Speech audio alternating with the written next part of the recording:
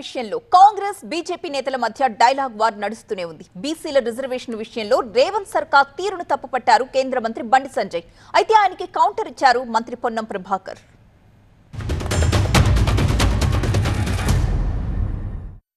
మీ అయ్యే జాగిర మీ తాత జాగిర ఎట్లా కలుపుతారు మీరు బీసీలలో హిందువులు ముస్లింలకు వచ్చి ఎంత ఇచ్చిన 42% రిజర్వేషన్ ఇస్తున్నారు బీసీలకు. 42% ఎలక్షన్ ముందు రిజర్వేషన్ ఇస్తున్నారు. ఇలా ఇంతకుముందు 32% 23% మనకు రిజర్వేషన్ ఉంటుంది ఆల్రెడీ హిందువులకు బీసీలకు. ఇలా 42% ఇస్తా ఉన్న 10% ముస్లింలు తీసుకొచ్చి ఈ బీసీలలో కలిపితే వీళ్ళు ఇచ్చింది ఎంత?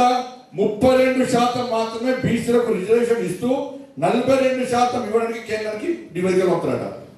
నేను బరాబర్ చెప్పినా, మీరు ముస్లింలను కలిపి బిల్లు ఢిల్లీకి పంపితే అది లామినేషన్ చేసి మీకు అంతా మిన్నలు పెట్టుకోవడం ఫైల్. ఓఎస్ఎస్ ఫర్టిలిటీలో ఇక్కడ ప్రతి అడుగులో ఎక్స్పీరియన్స్ డాక్టర్స్ ఉంటారు. In the good hands of science. Mummy daddy అవ్వాలంటే ఓఎస్ఎస్ కి కాల్ చేయండి. ఇవాళ బండి సంజయ్ గారు మాట్లాడుతూ ఉన్నారు, మేము ముస్లింలుంటే బీసీలుగా మేము బీసీ రిజర్వేషన్ అమలు చేయాలి. అరే 42% బీసీలు తెలంగాణ బీసీలంతా ఇవాళ తెలంగాణ ప్రభుత్వం తీసుకుంటున్న నిర్ణయాన్ని సమర్థించి చట్టం చేసి శాసనసభ నుంచి కేంద్రం పంపితే మీరు పార్టీనే రిజర్వేషన్లకు వ్యతిరేకం.